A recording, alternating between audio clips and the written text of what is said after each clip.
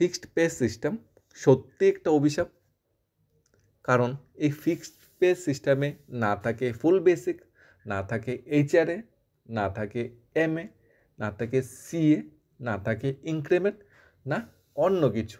Fixed pay সিস্টেমে শুধুমাত্র বেসিকের 75% দেওয়া হয়, ডিও পুরোটা দেওয়া হয় না, ডিএর পার্সেন্টেজটাও মানে 75% উপরেই ক্যালকুলেশন করা হয়। অর্থাৎ ফিক্সড পে সত্যি একটা অভিশাপ। কারণ কাজ তো সেমই করতে হচ্ছে, তাহলে সমকাজের সমবেতনের রুলস এগুলো ফলো হচ্ছে না। তারপরে আমাদের ত্রিপুরা রাজ্যে একমাত্র ফিক্সড পে সিস্টেমটা চালু আছে। ভারতের কোনো রাজ্য একটা নেই যে দেখাতে পারবে যে সেখানে ফিক্সড পে বলে কোনো গল্প আছে। প্রত্যেকটা রাজ্যেই সমস্ত কর্মচারীরা যখন চাকরি পায়, চাকরি প্রথম দিন থেকে রেগুলার পে স্কেল পায়, রেগুলার পে স্কেলের সাথে ঘর ভাড়া বা অন্যান্য ভাতা সেগুলো পায়। সেন্ট্রালে তো স্কেল আরও বেশি শিক্ষকদের বা অন্যান্য কর্মীদের, কিন্তু এখানে কি হচ্ছে, সবাইকে ফিক্সড পেতে নিয়োগ করা হচ্ছে।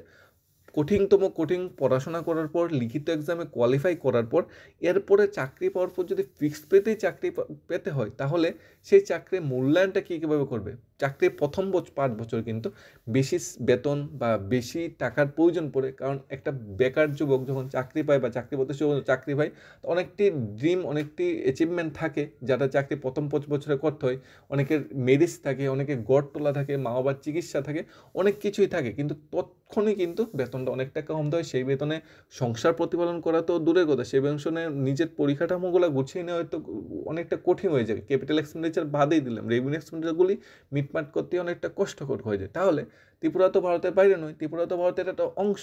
তাহলে ত্রিপুরার জন্য এই ফিক্সড পে সিস্টেমটা কেন চালু থাকবে? ত্রিপুরার জন্য কেন ফিক্সড পে সিস্টেমটা তুলে দেওয়া হবে না? কেন লিখিত এক্সামের পর চাকরি পাওয়ার পরে ফিক্সড পেতে রাখবো? আমরা আছি, বিশেষ করে আমরা টেস্ট শিক্ষকদের বিষয়টা আছি, তারপর অন্যান্য ডিপার্টমেন্টে ফিক্সড পে, জিআইবিতে বা অন্যান্য ডিপার্টমেন্টে ফিক্সড পে চাকরিটা হয়, সে বিষয়ে আসবো। স্টেট ফার্স্ট শিক্ষকরা ফিক্সড পেতে চাকরি, এটা সত্যিই মানা যায় না। কেন মানা যায় না? ফিক্সড পে সিস্টেমটা কে চালু করেছিল আমরা সবারই জানা। তৎকালীন যে সরকার ছিল, বামফ্রন্ট সরকার, সেটা ফিক্সড পে সিস্টেমটা চালু করেছিল। আমরা তো জানি ফিক্সড পে সিস্টেমটা একটা অভিশাপ। সে অভিশাপ থেকে রেহাই পাওয়ার জন্য 2018-তে চেঞ্জ হয়েছিল, কিন্তু সে অভিশাপ থেকে কি আদৌ ফিক্সড পে সিস্টেমটা রেহাই পেয়েছে? আদৌ ত্রিপুরার সরকারি কর্মচারী কি রেহাই পেয়েছে? শিক্ষকরা কি সেই বঞ্চনার অবসান তাদের হয়েছে গভর্নমেন্ট চেঞ্জ হওয়ার ফল? উত্তরটা অবশ্যই না, কারণ ফিক্সড পে সিস্টেম কিন্তু রয়ে গেছে। স্টেট একটা কঠিনতম পরীক্ষা, সেটা কোয়ালিফাই করার পর ফিক্সড পেতে চাকরি করতে হবে।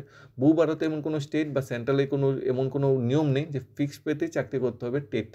টেটে কোয়ালিফাই করার পর শুধু ত্রিপুরাতেই এই নিয়মটা প্রযোজ্য। তখন প্রথম যখন টেট চালু হয়, টিআরবিটি বোর্ড থেকে টেট পরীক্ষা নেওয়া হয়, তখন তো শিক্ষামন্ত্রী ছিল তপন চক্রবর্তী, সম্ভবত মুখ্যমন্ত্রী মানিক সরকার ছিল। তখন সেই মানে বঞ্চনাটা মানে অধ্যায়টা লেখা হয়, তখন থেকে বঞ্চনাটা শুরু হয়। কিন্তু সবচেয়ে আশ্চর্যজনক বিষয় হলো কি, তখন কংগ্রেস দলের নেতা ছিল মাননীয় প্রাক্তন শিক্ষামন্ত্রী রতনলাল, উনি বলেছিল টেট পাস করে আবার ফিক্সড পে, এটা কি নিয়ম? ভূভারতে তো এমন নিয়ম নেই, এমন কেন বঞ্চনা হবে? যদি টেট পাস শিক্ষকদের নিয়মিত করতে না পারো, চেয়ার ছেড়ে দাও, আমরা আসার পরেই নিয়মিত করে দেবো। তাহলে সে একটা মানে প্রতিশ্রুতি ছিল, যেটা এখনও বাস্তবায়ন হয়নি। এ বিষয়ে যখন টেট শিক্ষকরা বারবার যখন সরকারের কাছে নিবেদন জানিয়ে আছে, কিন্তু কোনো উত্তর বা কোনো সঠিক পরামর্শ বা সঠিক পদক্ষেপ পাচ্ছে না, তখন টেট ফার্স্ট শিক্ষকরা বুঝে গিয়েছিল যে তাদের এসে আবেদন নিবেদনের কাজ হবে না, তাদের সেইভাবেই স্বল্প বেতনেই তাদের জীবন প্রতিপালন করতে হবে। তাই তখন তারা আদালতের দ্বারস্থ হয়। আদালতের দ্বারস্থ হওয়ার একটা পিছে অনেক বড় একটা রিজন, ফিক্সড পে সিস্টেমে যারা চাকরি করে তারা কি ঘর ভাড়ার টাকা প্রয়োজন পড়ে না? ফিক্সড পে সিস্টেমে যারা চাকরি করে তারা কি ডিএ লাগে না? ফিক্সড পে সিস্টেমে চাকরি করে তারা কি মেডিকেল অ্যালাউন্স অর্থাৎ তোমাদের স্বাস্থ্য ভাতার প্রয়োজন হয় না? যদি রেগুলার কর্মচারী এদের সুযোগ সুবিধা পায়, তাহলে ফিক্সড পে সিস্টেম কেন থাকবে? তারাও তো রেগুলার কর্মচারীর মতো কাজ করে যাচ্ছে, তাদের কেন সেই সুবিধাটা দেওয়া হবে না?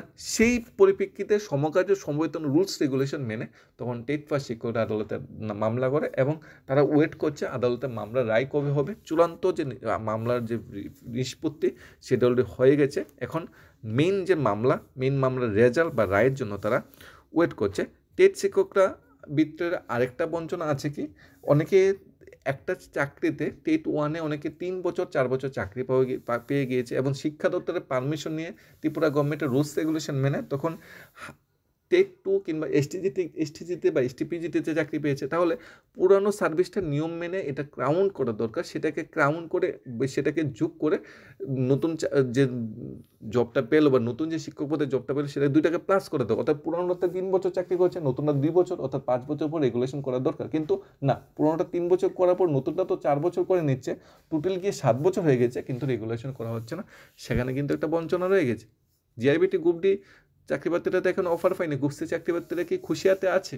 কয়জন খুশিতে আছে? সবার ভিতরে একটাই কোশ্চেন, চাকরি পাওয়ার আগে থাকে, অনেকের কোশ্চেন থাকে, চাকরি পাওয়ার আগে চাকরি পেলেই হলো, ফিক্সড পে কি বা রেগুলার কি, নতুন চাকরি পেলেই হলো, 10,000 20,000 টাকা বেতন দিলেই হবো।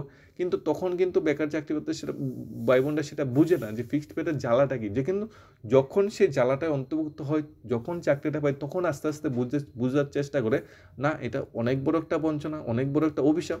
তখন আস্তে আস্তে কিন্তু তীক্ষ্ণ লড়াইটা শুরু হয়। চাকরি পাওয়ার আগে তো সেটা দিয়ে এত বোঝা যায় না, একটা সরকারি চাকরি পেলেই হলো। তখন কিন্তু সেটা বোঝা যায়, তখন সেটা নিয়ে কিন্তু আস্তে আস্তে মানে আন্দোলন, আস্তে আস্তে প্রটেস্ট, আস্তে আস্তে কোর্ট কেস সেটা হয়। এখন দেখার বিষয় টেট পাস শিক্ষকদের রায়টা কবে বেরোয়, এবং ত্রিপুরা যে অন্যান্য ডিপার্টমেন্টে যে ফিক্সড পে সিস্টেমে চাকরিতে যারা জয়েন করেছে তাদের ভবিষ্যৎটা কোন দিকে যাবে। গভর্নমেন্ট কিন্তু প্রতিশ্রুতি দিয়েছিল ফিক্সড পে সিস্টেম কি থাকবে না। মাননীয় যে রাজ্য প্রভারী হেমন্ত বিশ্ব শর্মা, উনি এখন আমাদের পার্শ্ববর্তী রাজ্যের সিএম, উনিও কিন্তু প্রতিশ্রুতি দিয়েছিল ফিক্সড পে সিস্টেম থাকবে না। তাহলে সেই ফিক্সড পে সিস্টেমটা কেন থাকবে?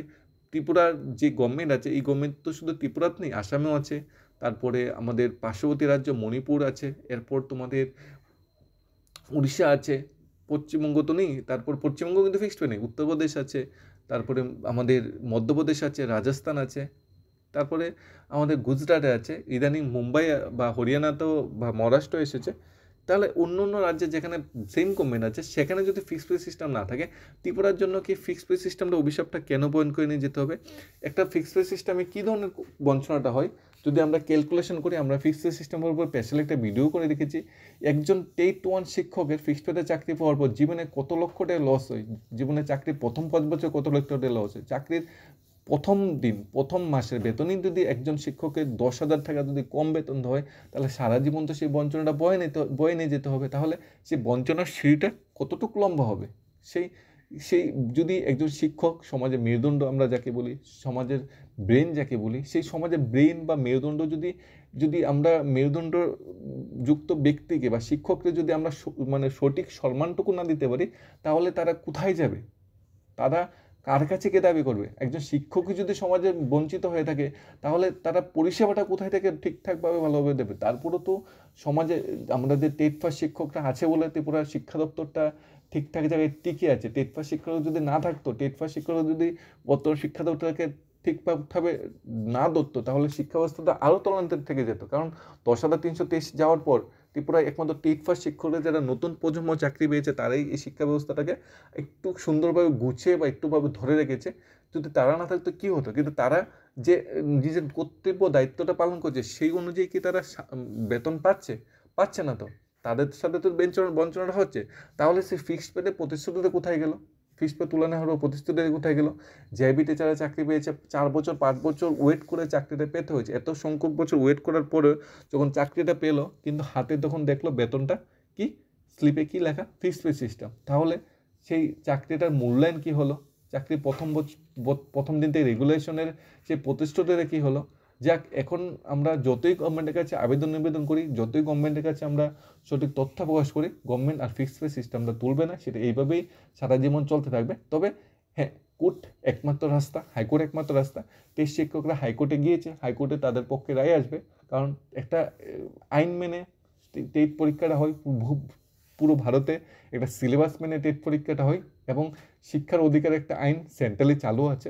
তাদের হাইকোর্টের আইন অনুযায়ী রেগুলেশন বা ফিক্সড পে সিস্টেম তুলে দিতে বাধ্য। এবং যারা যারা 3 বছর 2 বছর চাকরি করে নিয়েছে, তাদের যে বিগত সময়ের যে মানে বেতনটা, সেটা এদের হিসাবে না হোক, কিন্তু এটা ফিক্সেশন করে টেনে মূল বেতনের সাথে যোগ করে বেতনটা বৃদ্ধি করতে হবে সরকারের শেষ পর্যন্ত, যদি এভাবে চলতে থাকে। এবং ফিক্সড পে সিস্টেম যারা চাকরি করছে তাদের প্রতি সমবেদনা থাকবে, তাদের প্রতি সহানুভূতি থাকবে। তোমাদের লড়াইটা নিজেরাই করতে হবে। ফিক্সড পে সিস্টেমের বিরুদ্ধে অবশ্যই ধীরে ধীরে আঙুল তুলতে হবে, ধীরে ধীরে মানে প্রতিবাদের ভাষা খুঁজে নিতে হবে, যাতে সরকারের কাছে যায় যে ফিক্সড পে সিস্টেমে তারা বঞ্চিত হয়ে যাচ্ছে। এবং সবচেয়ে বেশি সাহসী ত্রিপুরা রাজ্যে বর্তমানে হলো টেট পাস শিক্ষকরা, কারণ তারা কোনো কিছুর অভয়, তারা নিজের অধিকারের দাবিতে, নিজের ন্যায্য পাওনার দাবিতে তারা কিন্তু বারবার সবাই একত্রিত হচ্ছে, এবং সবাই একত্রিত হয়ে কিন্তু একটা মানে মেসেজ দিচ্ছে যে আমরা একত্রিত আছি, ফিক্সড পে সিস্টেমটা তুলে নিতে হবে। অলরেডি হাইকোর্টে কেস করা আছে, কেসের রায়ও তারা পক্ষে পেয়ে যাবে, তারপর গভর্নমেন্টও তাদের রেগুলেশন করতে হবে। এভাবে অন্যান্য ডিপার্টমেন্টে যারা ফিক্সড পেতে আছে আস্তে আস্তে তাদেরও সেইভাবে টেট শিক্ষকদের কাছ থেকে কিছু শিখতে হবে, কিছু জানতে হবে, তাহলে হয়তো নিজের বঞ্চনার অবসান ঘটবে। নয়তো প্রথম 5 বছর এইভাবেই বঞ্চনা বা এইভাবেই পিছিয়ে পড়ে থাকতে হবে। ধন্যবাদ সবাইকে studies of Tripura YouTube channel.